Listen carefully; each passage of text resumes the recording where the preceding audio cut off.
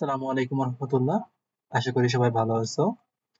আজকে এখন তোমাদের কনিক চ্যাপ্টার নিয়ে সব থেকে গুরুত্বপূর্ণ এমসিকিউ গুলা এবং সেগুলোর শর্টকাট সমাধান এবং খুব দ্রুত ওয়েতে কিভাবে করতে পারো সেটা নিয়ে আমি তোমাদের সাথে আলোচনা করব। তো আমরা বেশি কথা না বাড়িয়ে শুরু করি। দেখো, এই টাইপের এমসিকিউ যে একটা শীর্ষ পরাবৃত্তের শীর্ষবিন্দুর স্থানাঙ্ক নির্ণয় করো, very very very very important. এটা দেখো, তুমি গতানুগতিক ধারায় করতে গেলে একটু টাইম লাগবে, গতানুগতিক ধারায় না করে খুব সহজ পদ্ধতিতে তুমি করতে পারো। কিভাবে করবা? প্রথমে তুমি খুঁজবা কার দ্বিঘাত আছে। যার দ্বিঘাত থাকবে, কার দ্বিঘাত এখানে অয়ের দ্বিঘাত, তাহলে তার সাপেক্ষে অন্তরীকরণ করে দিবা টোটালটাকে। তাহলে অয়ের দ্বিঘাত বলে তুমি এখানে অয়ের সাপেক্ষে টোটালটাকে অন্তরীকরণ করবা। টোটালটাকে অন্তরীকরণ করো।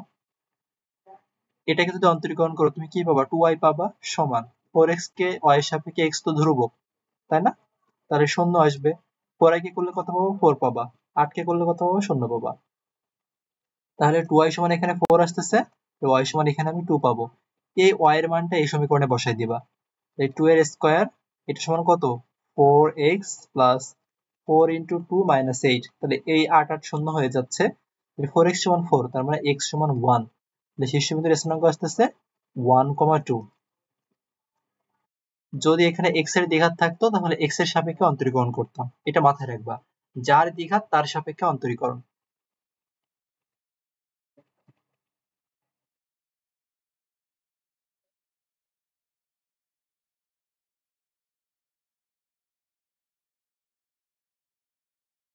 এই একটা টপিক খুবই ইম্পর্টেন্ট। আচ্ছা, তারপরে আসো।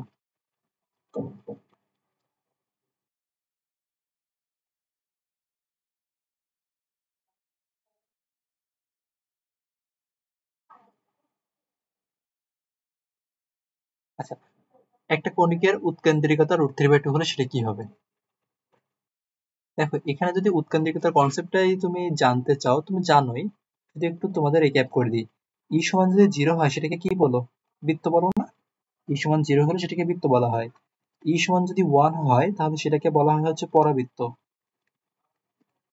আর যদি ই এর মান 1 থেকে ছোট হয় কিন্তু 0 থেকে বড় হয়, নেগেটিভ না, সেটাকে বলা হয় উপবৃত্ত। আর যদি 1 থেকে বেশি হয়ে যায় ই এর মান, তাহলে সেটাকে বলা হয় অধিবৃত্ত। তাহলে এই মানটা কি হবে দেখো তো। তুমি ধরো √3 এর মান জানো না, তুমি তো √4 জানো। √4 সমান কত? 2 আসে। তাহলে এটা যেহেতু √3, তার মানে অবশ্যই 2 থেকে কম। 2 থেকে কম কোনো কিছু দিয়ে, ধরো তোমার এটা 1.7 আসছে, 1.7 কে 2 দিয়ে ভাগ করলে কি তুমি 1 থেকে বেশি পাবা? কখনোই না, 1 থেকে ছোটই পাবা। তার মানে উৎকেন্দ্রিকতা √3/2 হলে সেটা উপবৃত্ত হতে পারে। সেটা উপবৃত্ত হতে পারে। আচ্ছা, এবার দেখো এখানে বলছে এই সমীকরণটা নিচের কোনটা? এটা উপবৃত্ত, অধিবৃত্ত, পরাবৃত্ত কি? দেখো, পরাবৃত্ত সমীকরণ তো জানোই, y স্কয়ার সমান 4ax, এরকম একটা দ্বিঘাত একটা একঘাত থাকে। আর অধিবৃত্ত পরাবৃত্ত দুইটাতেই x আর y দুইটাতেই দ্বিঘাত থাকে, তাই না? এখন অধিবৃত্তে নেগেটিভ থাকে, এইটুকু মনে রাখো। x স্কয়ার y স্কয়ারের মাঝে অধিবৃত্তে কি থাকে? নেগেটিভ থাকে। আর বাকি থাকলো তাহলে কি? উপবৃত্ত। বাকি থাকলো কি? উপবৃত্ত। তাহলে এটা অবশ্যই উপবৃত্তই হবে। এটা উপবৃত্তের সমীকরণ হবে। এখানে কিন্তু বৃত্ত সাধারণত সেকেন্ড পার্টে দেয় না, এই জন্য আমি ওই অপশনটা চেক করলাম না। এক্স ওয়াই যুক্ত পদ, এইটা ওগুলো আলাদা কথা। উপবৃত্ত হওয়া শর্ত কি ছিল? S square less than A B. এটা দরকার নাই, তুমি শুধু এতটুকুই মনে রাখো দ্রুত করার জন্য। এক্স স্কয়ার সমান 16y, তার মানে এখান থেকে তুমি যদি করো 4 × 4 × y, তার মানে a এর মান হচ্ছে 4। এই পরাবৃত্তের উপরে অবস্থিত একটা পি বিন্দুর ভুজ হচ্ছে 16। পি বিন্দুর ভুজ কত? ভুজ হচ্ছে 16। তাহলে আমরা a সমান পাইলাম 4, আর ভুজ মানে কি? x। x সমান কি বলছে? x সমান 16 বলছে এখানে। তাহলে এই x এর জায়গায় তুমি 16 বসাও। 16 এর স্কয়ার সমান কত? 16y। তাহলে আমরা y সমান কত পাই এখানে? y সমান 16 পাই। তা p এর স্থানাঙ্ক কত হবে? p বিন্দুর স্থানাঙ্ক কত হবে? p বিন্দুর স্থানাঙ্ক এখানে বলে দিছে, এখানে যদি তুমি বলো পি বিন্দু স্থানাঙ্ক কি হবে 16, y না, ভুজ হচ্ছে 16, তার মানে x এর মান 16, y এর স্থানাঙ্কটা তুমি শুধু বের করবা। তাহলে এখান থেকে আমরা কিন্তু p এর স্থানাঙ্কটা পেয়ে গেলাম। p এর স্থানাঙ্ক তাহলে কি আসতেছে 16,16, তাই না? এবার বলছো p বিন্দুর উপকেন্দ্রিক দূরত্ব কত হবে। p বিন্দুর উপকেন্দ্রিক দূরত্ব কি, যদি x স্কয়ার সমান 4a হয় তাহলে উপকেন্দ্রিক দূরত্ব সূত্র হচ্ছে y প্লাস a, আর যদি y স্কয়ার সমান 4ax হয় তাহলে উপকেন্দ্রিক দূরত্ব x প্লাস a। তাহলে y প্লাস a মানে 16 প্লাস 4, y এর মান 16, a এর মান 4, তার মানে 20।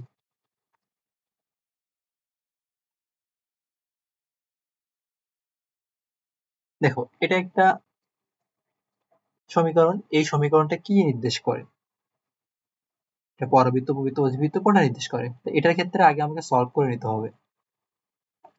তাহলে এখানে তুমি যদি r গুণ করে দাও তাহলে কি আসে, r plus r cos theta, এটা সমান 2।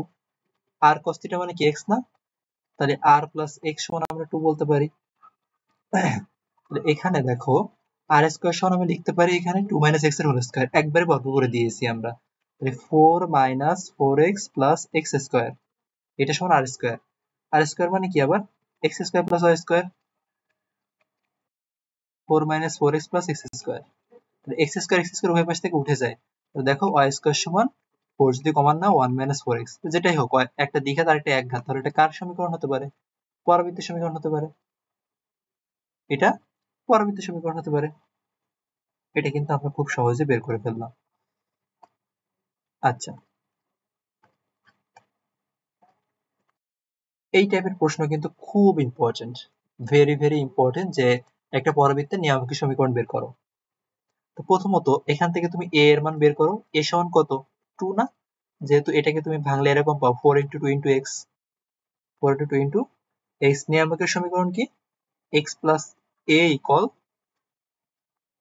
0, x plus a equal 0, তার মানে x plus 2 equal 0, এটাই হচ্ছে নিয়ামক রেখার সমীকরণ।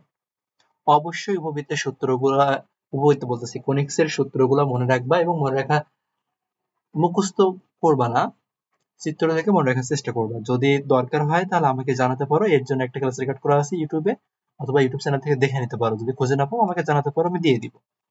খুব সুন্দর করে সকল সূত্রগুলা মনে রাখার টেকনিক ওখানে দেওয়া আছে। মনে রাখা বলতে চিত্র দেখে তুমি কিভাবে বের করবা। কোনিক্সে যদি তুমি সূত্রগুলাই বুঝতে পারো তাহলে তুমি যে কোনো ম্যাথমেটিক্যাল টার্ম ইনশাআল্লাহ সলভ করতে পারবে। আচ্ছা, এটা আসো, y স্কয়ার সমান 12x, পরাবৃত্তটি এত বিন্দুগামী হলে পরাবৃত্তের উপকেন্দ্রিক লম্বের দৈর্ঘ্য কত হবে। এত বিন্দুগামী যদি যায় তার মানে এই বিন্দুগুলা দ্বারা এই পরাবৃত্তটা সিদ্ধ হবে। তাই তুমি যদি এই বিন্দুগুলো এখানে বসাও, y এর জায়গায় যদি তুমি -2 বসাও তার মানে 4, 12 x এর জায়গায় 3 বসতেছে, তার মানে আসতেছে এখানে কত, a সমান 4/36, মানে 1/9। a এর মান আমরা পাচ্ছি 1/9। তাহলে y এর মান কত আসে, বা y এর মান বলতেছি উপকেন্দ্রিক লম্বের দৈর্ঘ্য।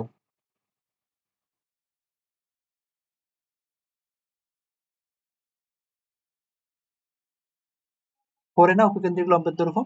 তাহলে এখানে যদি আমরা দেখি y স্কয়ার সমান 12 ইন্টু 1/9 ইন্টু x, তাহলে এই টোটালটাই তো 4a, কারণ 4a x বলি আমরা y স্কয়ার সমান, তাহলে 4a মানে কত 12/9, আর উপকেন্দ্রিক লম্বের দৈর্ঘ্য মডুলাস অফ 4a, তার মানে 12/9।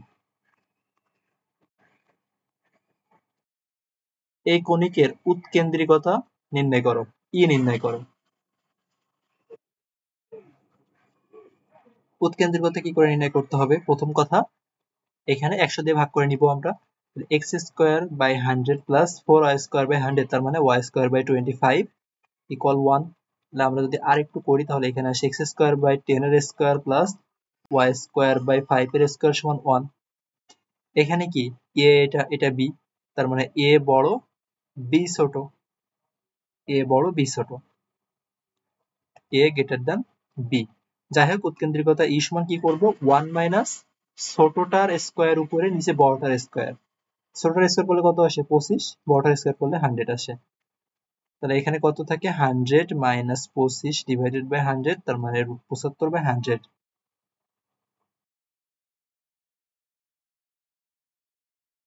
তাহলে √3/2 আসে।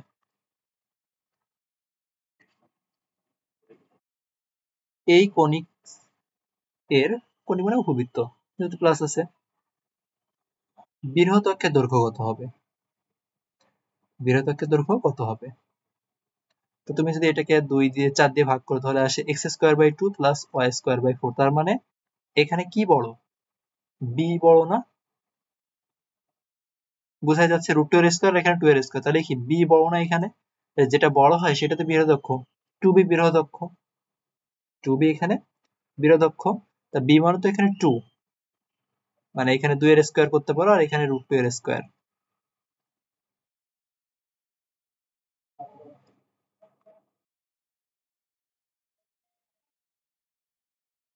2b 2 ইন্টু 2 মানে 4 হচ্ছে তোমার বৃহৎ অক্ষের দৈর্ঘ্য। একইভাবে এই উপবৃত্তের উৎকেন্দ্রিকতা নির্ণয় করো। তাহলে 15 দিয়ে যদি তুমি ভাগ করো, x²/5 y²/3 = 1। তো বোঝাই যাচ্ছে এখানে তোমার a বড়, তাই a বড় হলে তোমার e হবে 1 মাইনাস b² বলতে 3 ডিভাইডেড বাই 5, তার মানে 2/5, √2/5।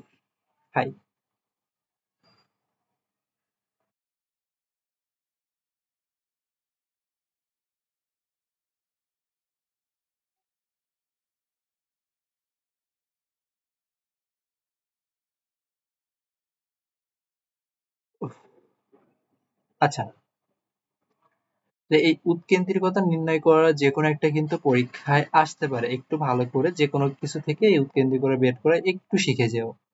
খুব কঠিন তো না, সিম্পল কিছু জিনিস কিন্তু এগুলা। আচ্ছা, এরপর আসো 16 মাইনাস 25, এটা অধিবৃত্ত, এটা এটা একটা অধিবৃত্ত। এইটার উৎকেন্দ্রিকতা কত হবে? একইভাবে তুমি এখানে 400 দিয়ে ভাগ করো, তাহলে তুমি পাবা y²/25 মাইনাস x²/16, এটা সমান কত? 1। তাহলে অধিবৃত্তের ক্ষেত্রে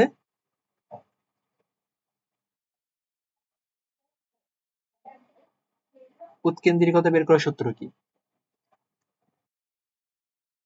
অন্য সকল ক্ষেত্রে তুমি মাইনাস দিলে, এখানে কিন্তু প্লাস দিতে হয়, তাই না? যেহেতু এখানে মাইনাস তার জন্য আমরা প্লাস দিই এখানে। তো এখানে কি বড়? বি বড় না? y²/b², আবার y²/a² ধরো না জানো, তাহলে ই সমান √1 প্লাস a²/b², ছোটটা বাই বড়টা, 16/25 কত সেখানে? 25 কত? 41, তাহলে √41 ডিভাইডেড বাই 25, তার মানে √5। এই যে উপকেন্দ্র বলতেছি, এই যে কনিক, এই কনিক্সের কি বের করতে বলছে? উপকেন্দ্রিক লম্বের সমীকরণ। ওই উপকেন্দ্রিক, হ্যাঁ, লম্বের সমীকরণ। তো উপকেন্দ্রিক লম্বের সমীকরণ কি? y সমান প্লাস মাইনাস বি, y সমান প্লাস মাইনাস বি। তা বি কত এখানে দেখো তো? বি হচ্ছে তোমার 5 না?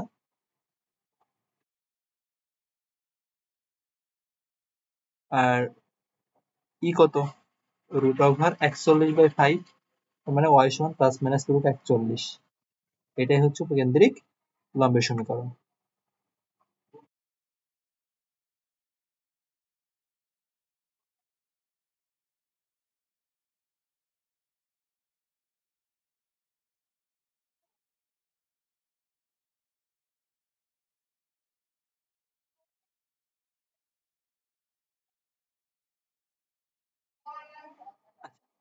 এবার বলছে কোন বিন্দুর পরামিতিক স্থানাঙ্ক যদি 2 cos θ √3 sin θ হয়, সঞ্চারপথটা তোমার কি নির্দেশ করবে?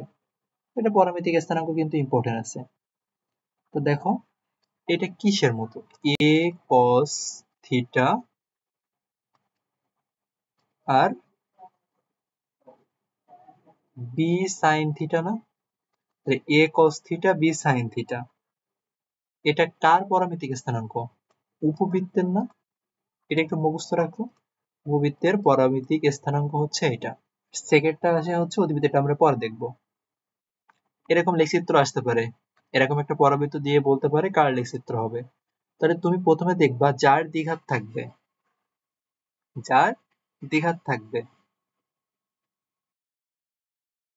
আর কার একঘাত থাকবে? যার একঘাত থাকবে তার দিকে মুখটা হা করে থাকবে। তাহলে এক্স এর একঘাত, তাহলে ওয়াই এর দিকে মুখ হা করে আছে বাদ, ওয়াই এর দিকে মুখ হা করে আছে, এই দুইটা বাদ। এখন সি এন্ড ডি এর মধ্যে থেকে যে কোনো একটা হবে। কেন বুঝলাম? কারণ এক্স এর একঘাত আছে, এক্স এর দিকে হা করে থাকবে। এখন এখানে যেহেতু তুমি মাইনাস পাবা, মাইনাস এ না, এ এর মান মাইনাস, এই জন্য এক্স এর নেগেটিভ দিকে থাকবে। শেষ। তারপর দেখো,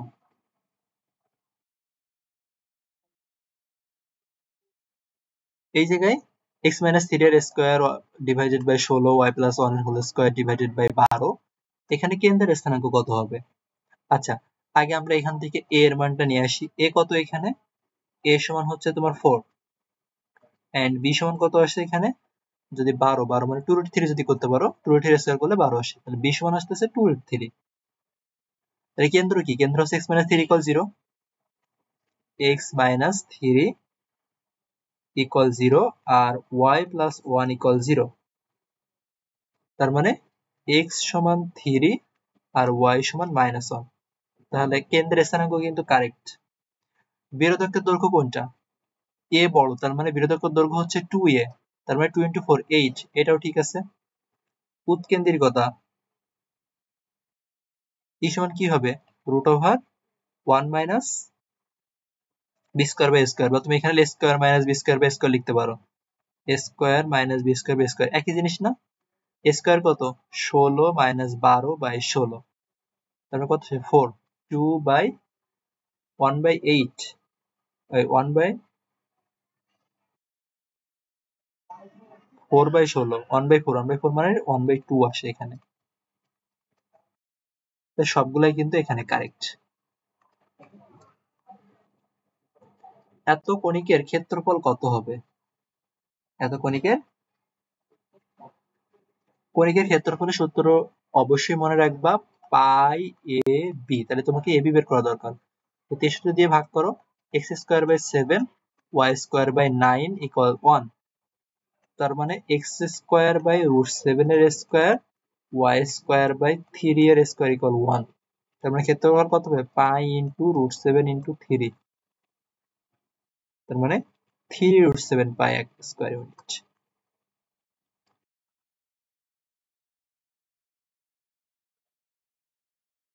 এর উপকেন্দ্রের স্থানাঙ্ক বের করতে হবে। তো দেখো, উপকেন্দ্রের স্থানাঙ্ক কি করে বের করব? এখানে কি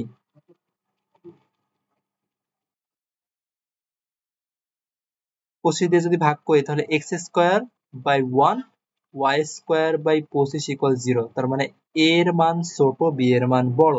তাহলে উপকেন্দ্রে কি হবে?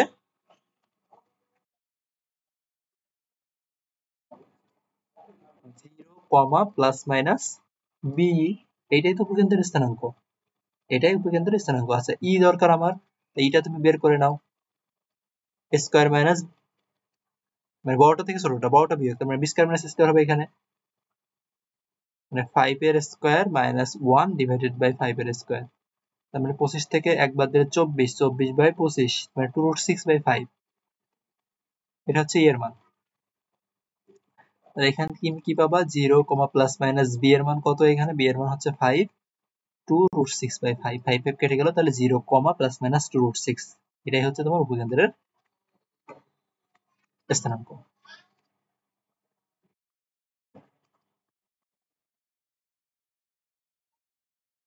অধিবৃত্তটার শীর্ষবিন্দুর স্থানাঙ্ক কি হবে? তুমি যদি 144 দিয়ে ভাগ করো, তাহলে কত আসবে বলো?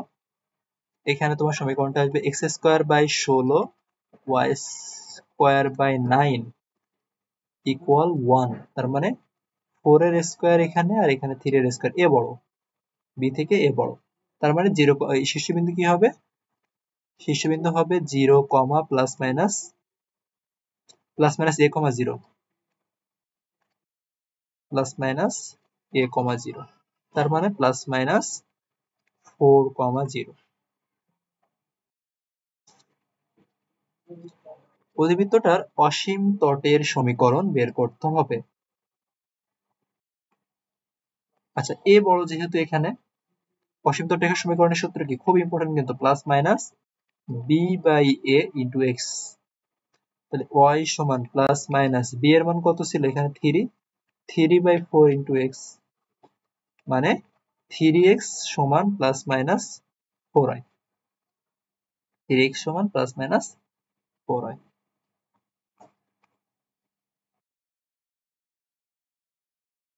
এত শীর্ষবিন্দু এবং এত উৎকেন্দ্রিকতা বিশিষ্ট অধিবৃত্তের সমীকরণ কোনটা হবে?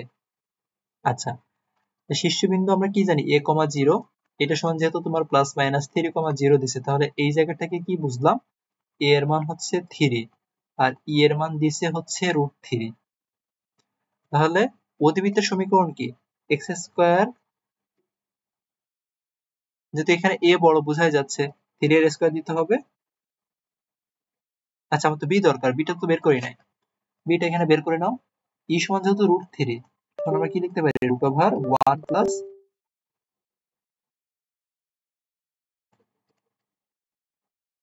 বি স্কয়ার বাই স্কয়ার না? এটা তো উৎকেন্দ্রিকতার সূত্র। স্কয়ার মানে কত?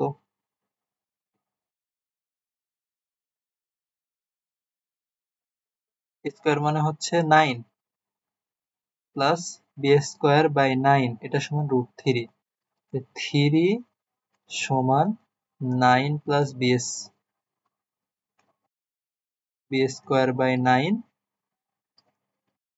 কোনাকুনি গুণ করে দাও, 27। 27 থেকে 9 বাদ দিলে আসে কত? 18। বি স্কয়ার সমান 18, তাহলে বি সমান √18, মানে 3√2 আসে। তাহলে ওয়াই স্কয়ার বাই 3√2 এর স্কয়ার সমান 1, এই আসছে। যেহেতু বি ছোট এই জন্য এ একটা সমীকরণটা আসছে। আচ্ছা, এবার আসতেছে অধিবৃত্তের পরামিতিক স্থানাঙ্ক, ওই পরামিতিক সমীকরণ। উপবৃত্তের ক্ষেত্রে আমরা কিন্তু একটা দেখছি, অধিবৃত্তের পরামিতিক সমীকরণ কিন্তু আলাদা। অধিবৃত্তের পরামিতিক সমীকরণ হচ্ছে x সমান a sec থিটা, y সমান b tan থিটা। তো a হচ্ছে 5, তার মানে এখানে তুমি বলবা 5 sec থিটা, আর b হচ্ছে তোমার 4, তাহলে এখানে তুমি বলবা 4 tan থিটা।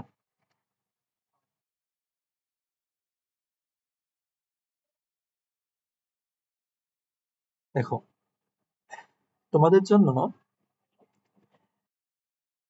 খুবই কম পেমেন্টে একটা কোর্স লঞ্চ করছি, যেখানে ফিজিক্স এন্ড কেমিস্ট্রি খুব সুন্দর করে এ টু জেড যা যা দরকার সেটা কমপ্লিট করবো অ্যাডমিশন টেস্টের জন্য।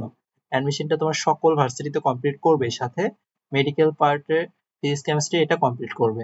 এখানে থিওরি থেকে শুরু করে বেসিক অ্যাডভান্স যা কিছু দরকার হয় রিটেনের জন্য সবকিছু বুঝিয়ে কমপ্লিট করে দিব। এখানে তোমার ক্লাস কন্টেন্ট থেকে ইনশাল্লাহ কমন আসবে, এমন ভাবে ক্লাস কন্টেন্ট গুলো রেডি করা হয়েছে। চাইলে তোমরা এখানে যুক্ত হয়ে যেতে পারো। তোমাদের পরীক্ষা চলাকালীন সময় পর্যন্ত ডিসকাউন্ট থাকবে, এর মধ্যে তোমরা ভর্তি হতে পারো। এখানে যদি তুমি অ্যাডমিট হও, ইনশাল্লাহ তোমার আর অন্য কোথাও ফিজিক্স কেমিস্ট্রির জন্য প্রস্তুতি নিতে হবে না, এইখানে সবকিছু কমপ্লিট হয়ে যাবে। আচ্ছা, তারপরে এসো, বি এর মান কত হলে এই সরলরেখাটা এত পরাবৃত্তকে স্পর্শ করবে? এটাও ইম্পর্টেন্ট টপিক কিন্তু, পরাবৃত্ত স্পর্শক। বি এর মান কত হলে এই সরলরেখাটা এত পরাবৃত্তে স্পর্শ করবে? আচ্ছা, y সমান যদি mx প্লাস c আকারের কোন রেখা y স্কয়ার সমান 4x এই আকারে পরাবৃত্তকে স্পর্শ করার শর্ত হচ্ছে c সমান a বাই m। c সমান a বাই m।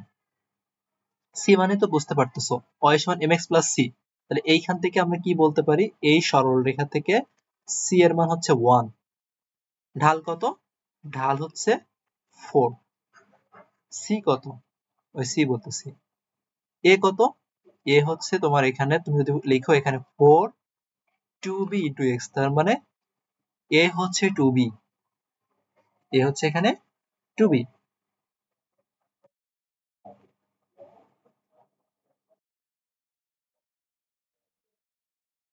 তাহলে এখান থেকে আমাকে কি করতে হবে? b বের করতে হবে, তাই না? c এর মান 1, 1 সমান a, এর পরিবর্তে 2b, m এর জায়গায় কত বসবে? m এর জায়গায় 4 বসবে। তাহলে বি সমান কত আসতেছে? বি সমান 2 আসতেছে।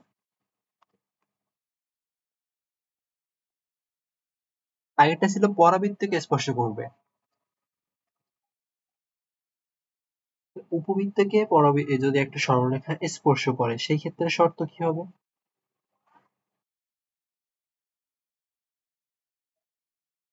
শর্তটা আগেরটা ছিল সি বাই এম, এবারটা একটু মনে রাখবা যে সি স্কোয়ার সমান এ স্কোয়ার এম স্কোয়ার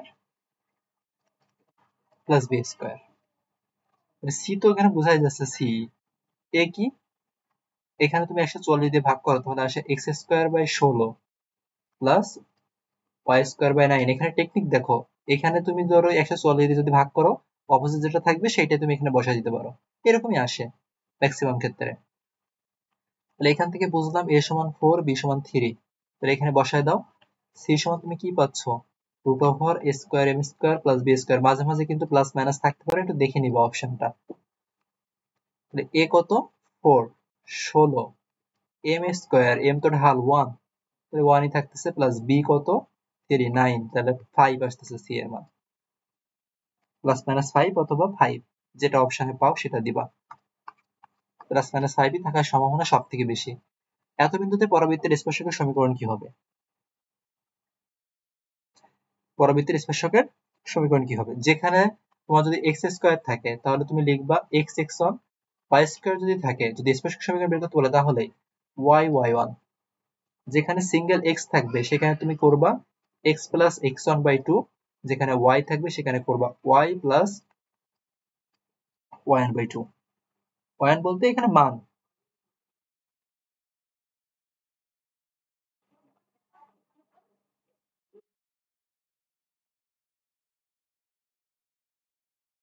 তাহলে এবার আসো, ওয়াই স্কোয়ার আছে তার মানে y y one, y into y one কত? ওয়াই ওয়ান হচ্ছে 4, 4y সমান 8 ইন্টু এক্স থাকলে কি বলছিলাম, x plus x one, x plus x one বলতে 2 ডিভাইডেড বাই 2, আর তো কিছু নাই। তার মানে এখানে আমরা পাচ্ছি 4y, 4y সমান কত? 4, তার মানে 4x প্লাস 8। তাহলে আমরা যদি সাজিয়ে লিখি 4x minus 4y plus 8 equal 0, এটাই হচ্ছে স্পর্শকের সমীকরণ। 4 দিয়ে যদি ভাগ করে দাও, x minus y plus 2 equal 0। Important আছে কিন্তু। কোন উপবৃত্তের উপকেন্দ্রিক লম্ব উপবৃত্তটার বৃহৎ অক্ষের অর্ধেক হলে, উপকেন্দ্রিক লম্বের দৈর্ঘ্য কি? 2b স্কয়ার বাই এ। এটা কি বলছে? বৃহৎ অক্ষের অর্ধেক। তো বৃহৎ অক্ষ যদি 2b হয়, তো এই 2b বলছে, 2a যদি ধরো, এখানে স্পেসিফিক ভাবে তো বলে দেয় না কোন অক্ষ বড়, আমরা সুবিধা মতো ধরে নিলাম। তাহলে এখান থেকে আমরা কি পাই? 2b স্কয়ার সমান a স্কয়ার আসে, কারণ এখানে 2 2 কেটে যায়, কোনো গুণ করলে 2b স্কয়ার সমান a স্কয়ার আসে। আচ্ছা, উৎকেন্দ্রিকতার সূত্র কি? রুট ওভার 1 মাইনাস, বা আমি ডিরেক্টলি লিখতে পারি a square minus b square by a square. a square সমান কি? 2b square. তাই 2b square minus b square by a square. তাহলে আমরা কি পাবো এখানে? b square by a square. তার মানে e সমান আসে হচ্ছে b বাই a।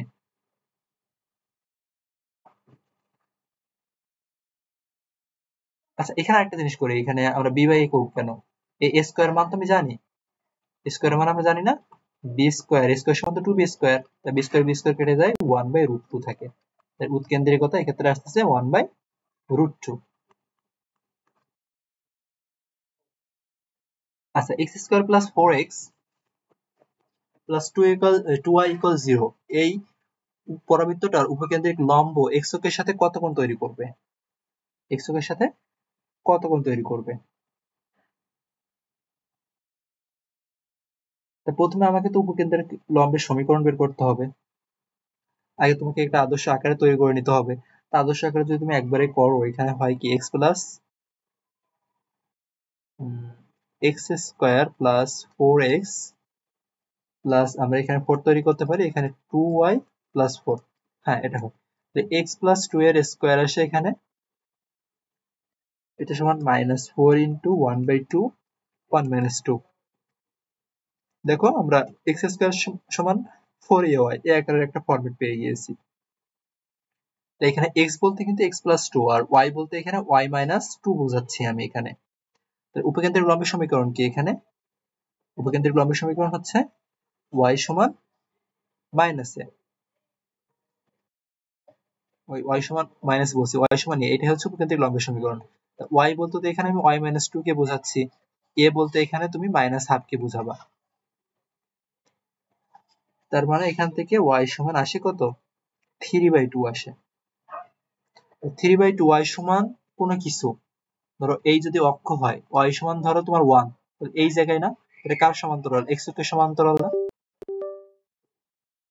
x অক্ষের যদি কোনো কিছু সমান্তরাল হয় তাহলে উৎপন্ন কোণ কত হয়ে থাকে? 0 ডিগ্রি। x অক্ষের সাথে কত কোণ করবে? অবশ্যই 0 ডিগ্রি।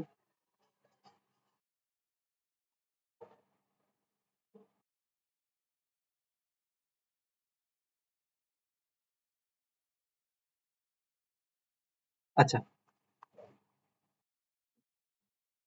এত পরবর্তীতে এত রেখাকে স্পর্শ করলে c সমান কি? a বাই m। a কত এখানে? এখানে 4 ইন্টু 6/4 তৈরি করে নিতে হবে, তার মানে 3/2, আর m তো m, তাহলে ঠিকই আছে এটা। এক নাম্বারটা এখানে কারেক্ট, এক নাম্বারটা এখানে আমরা কি বলতে পারি? কারেক্ট। আচ্ছা, দুই নাম্বারটা কি বলছে? মূল বিন্দুগামী কখনোই না, কারণ মূল বিন্দুগামী সরলরেখার সমীকরণ y সমান mx, কিন্তু এখানে mx plus c, mx plus c মানে কত? এইখান থেকে শুরু হচ্ছে, এতটুকু হচ্ছে c। তাহলে দুই নাম্বারটাও কারেক্ট, কারেক্ট বলছি, দুই নাম্বারটা ভুল আছে, তাহলে একটা দিন বলতে পারি। তিন নাম্বারটা স্পর্শ বিন্দুর স্থানাঙ্ক বের করতে হবে। স্পর্শ বিন্দুর স্থানাঙ্ক কিভাবে বের করতে হয় এটা একটু মুখস্থ রাখবা। স্পর্শ বিন্দু হচ্ছে a বাই m square 2a by m। এবার এখানে এই এর মানটা শুধু বসাই দিলে এইটাই আসে, 1 ও 3 হচ্ছে কারেক্ট।